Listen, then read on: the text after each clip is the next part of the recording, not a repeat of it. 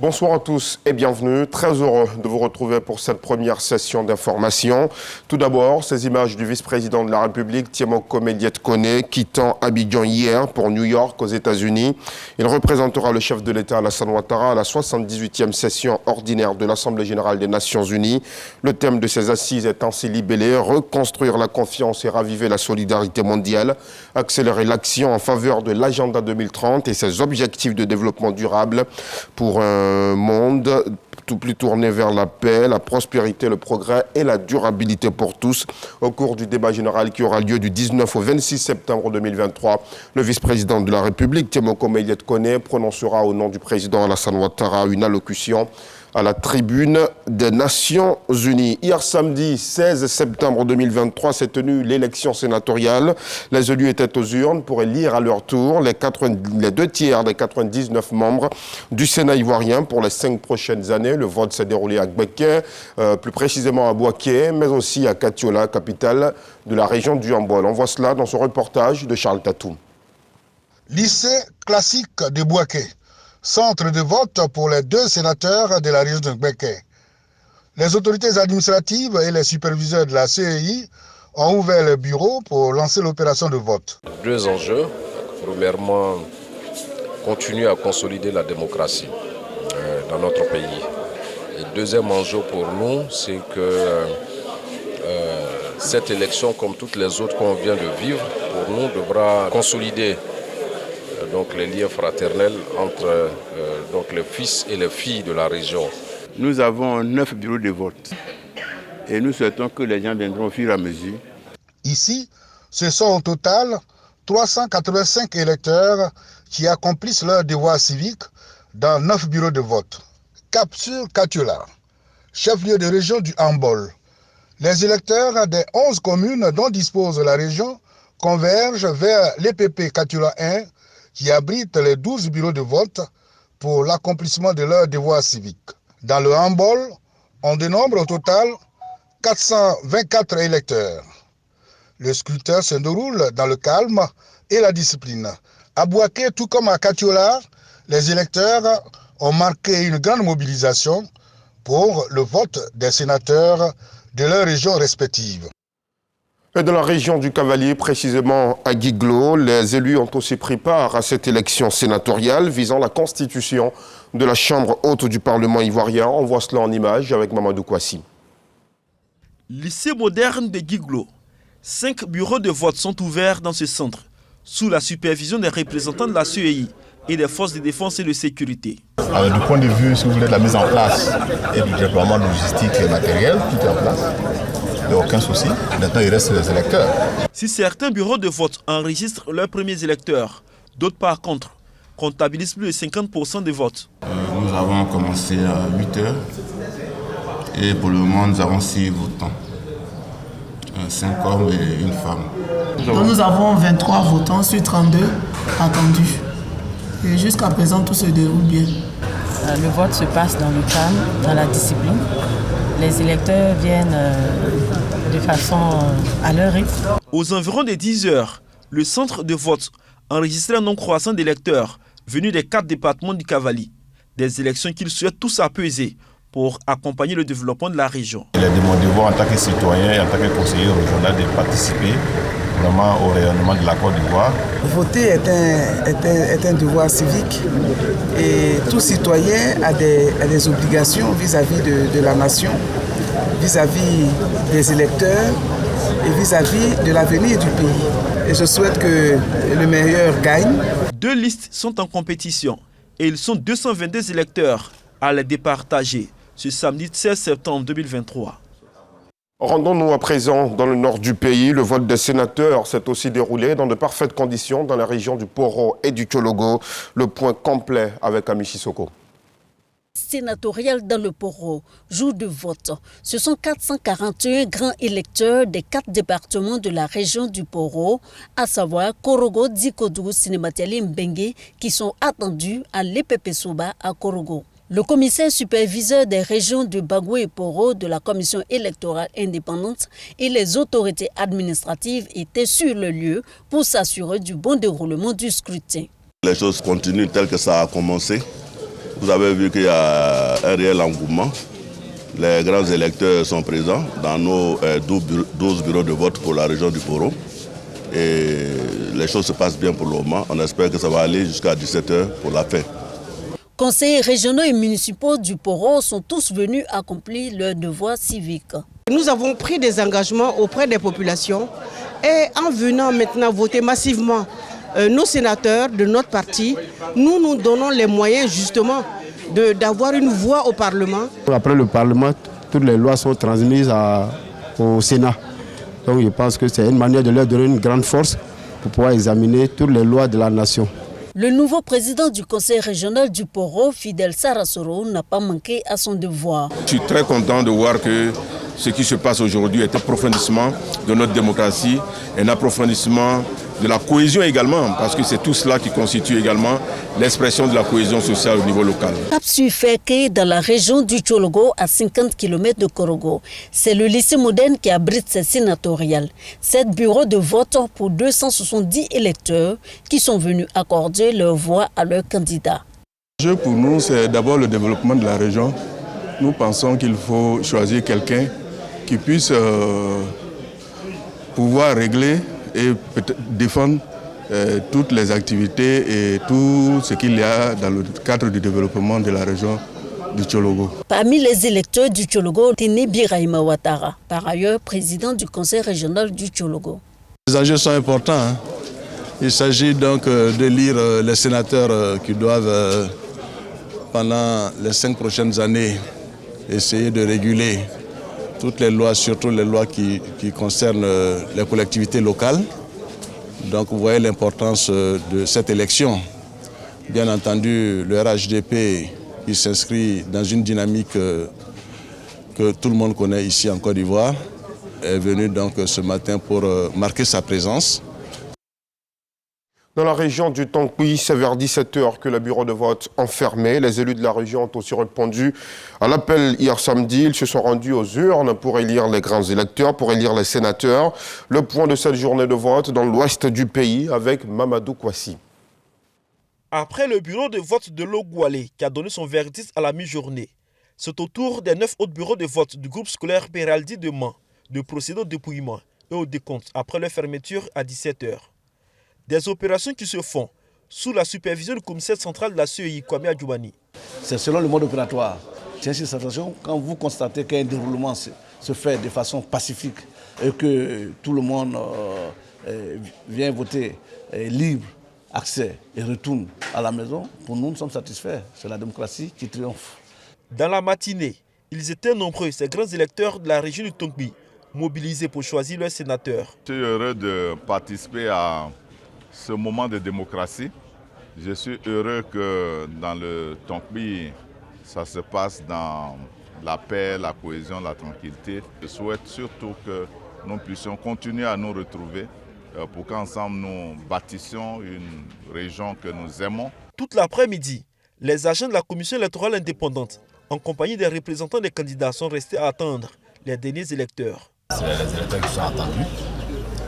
Notre BV, il y a 35 qui sont attendus. Sur les 35, jusqu'à 11h, on attendait 5. Et jusque-là, les 5 ne sont pas encore. Les candidats, ils sont là. Ils devaient être au nombre de 5.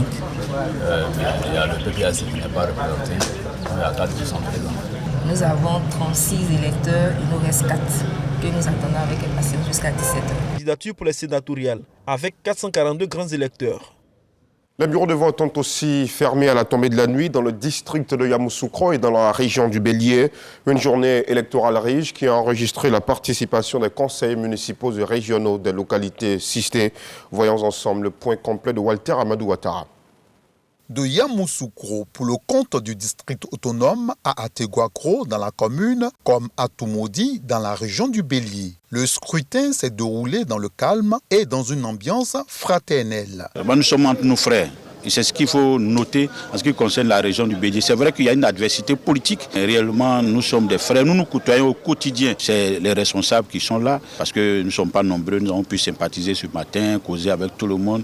On espère qu'on va gagner. Tout ceci montre la vitalité en fait, de la démocratie dans notre pays et singulièrement à Yamoussoukro. Et en tout cas, je pense que le vainqueur au cours de cette élection, ça sera en tout cas la démocratie et la Côte d'Ivoire, et que la paix et la paix et le développement puissent en continuer dans notre pays. Pareillement à ces cadres du centre du pays, nous espérons que cette atmosphère continue de prospérer jusqu'à la fin du processus électoral. Bienvenue à la sous-préfecture de Toumoudi, c'est dans la région du Bélier. Ici, 4 listes sont en course pour seulement 2 sièges au Sénat. Sur 263 électeurs attendus, 2 ne se sont pas présentés à l'un des 7 bureaux que compte ce lieu de vote. Pour la suite des événements, on écoute le représentant de la CEI pour cette région. Le superviseur régional pour ces élections, donc je supervise la région du Bélier, du Inzi et le district autonome de Yamoussoukro. Bon, il va maintenant s'agir de faire un dépouillement, bureau de vote par bureau de vote. Après, on fera la compilation et les résultats de la compilation ce résultat me sera transmis pour une validation, ce qui permettra de faire une proclamation au niveau local. Voilà qui est bien entendu. Et dans la région du Kabadougou, c'est à Odiéné que les grands électeurs sont allés choisir leurs sénateurs. Les conseils municipaux et régionaux ont opéré leur choix dans le calme total. Le récit de cette journée avec Jean-Marc Djadji. Lycée moderne de Dodiéné, dans la région du Kabadougou. Ce centre est l'unique lieu de vote réservé par la commission électorale indépendante, CEI, pour l'élection des 2 sénateurs de la localité. 317 conseillers municipaux et régionaux du district du Denguélé sont invités à accomplir leur devoir de citoyen. J'exhorte tous les grands électeurs à venir exprimer leur suffrage. Je souhaite pour ces élections qu'elles soient apaisées, parce que le seul message du président Alassane Ouattara, c'est que nous soyons dans la paix, vivons dans la paix et allons dans la paix.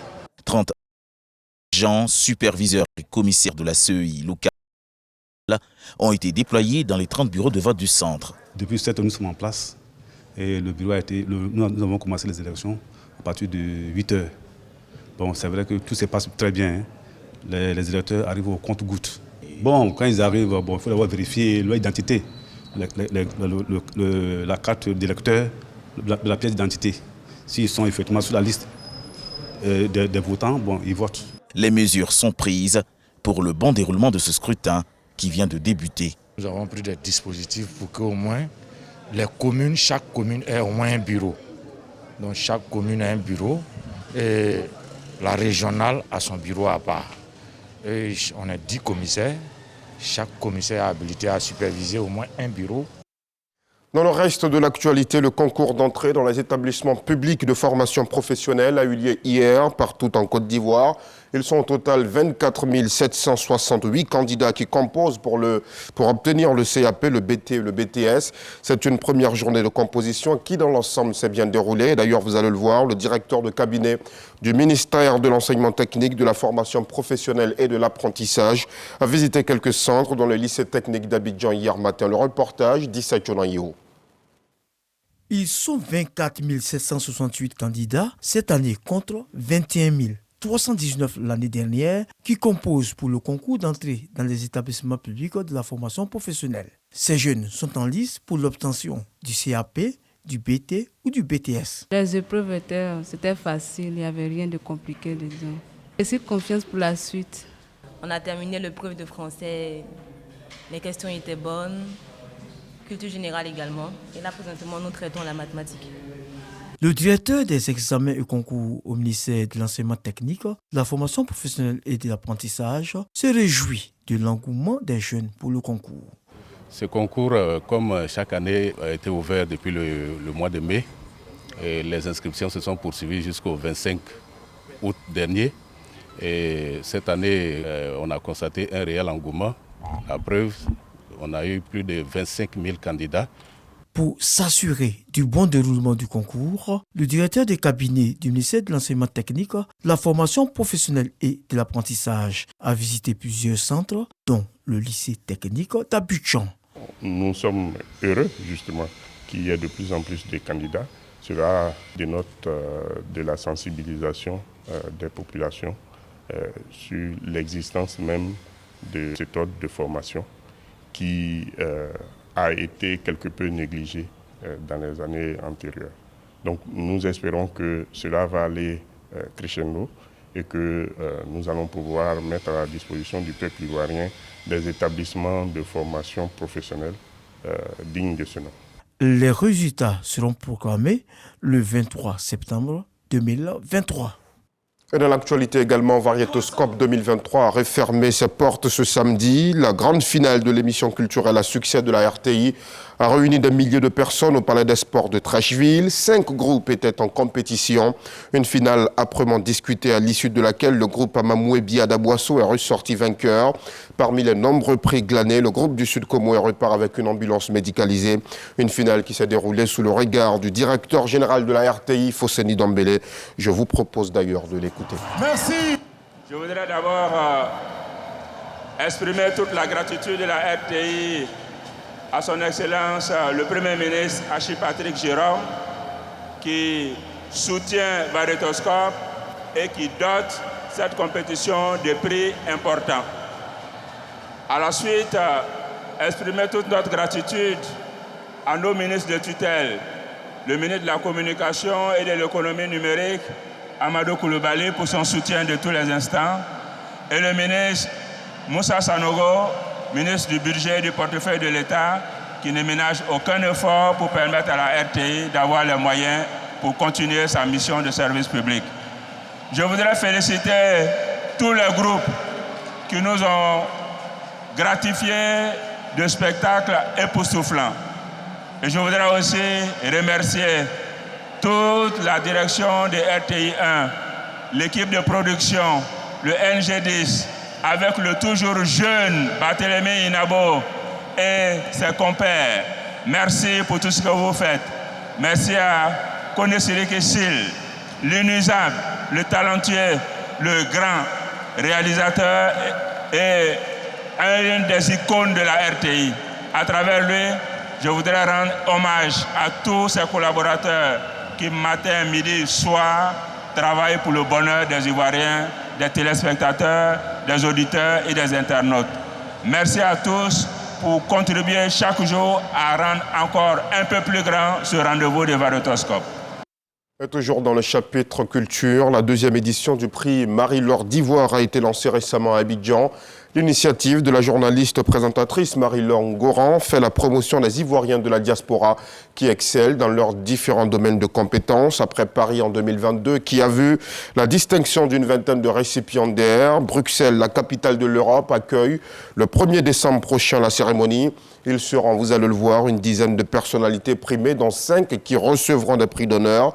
Le thème choisi pour cette édition, Côte d'Ivoire, terre d'opportunité, Franck Diop.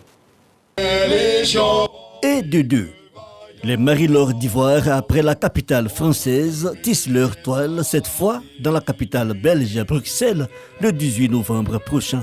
Le principal enjeu, c'est de promouvoir l'excellence. C'est de promouvoir les personnes de qualité, des personnes qui excellent dans leur domaine d'activité. Donc quand on décèle ces personnalités qui ont des talents exceptionnels, c'est une manière pour nous de les encourager. Des personnalités qui ont fait de l'excellence leur credo. Elles impactent, valorisent l'identité et la destination ivoire.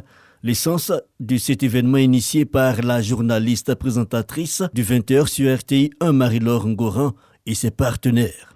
Et pour cette année, il y aura plus d'une dizaine de lauréats qui seront honorés. Et 5 prix d'honneur seront décernés à des personnalités qui se sont distinguées par leurs actions pour la promotion de la Côte d'Ivoire. Les lauréats auront l'opportunité de participer à des missions de prospection en Côte d'Ivoire grâce à un partenaire. Plus d'une dizaine de lauréats et 5 prix d'honneur cette année. L'innovation, la technologie, la vie associative, le sport et la culture, entre autres, bien de domaines de possibilités et de potentialités mis en avant par les Marie-Laure d'Ivoire. Ce prix m'a apporté une grande visibilité et m'a apporté aussi beaucoup d'opportunités parce que vivant à l'étranger, je n'étais pas forcément connu dans l'espace sur l'échiquier national ivoirien.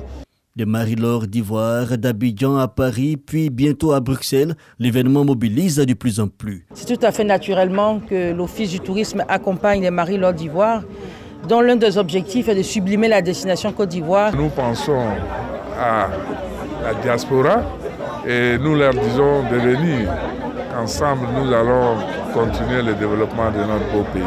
Le deuxième élément pour lequel la ministre a du prix à ce prix, c'est que cette initiative représente pour nous une offensive diplomatique.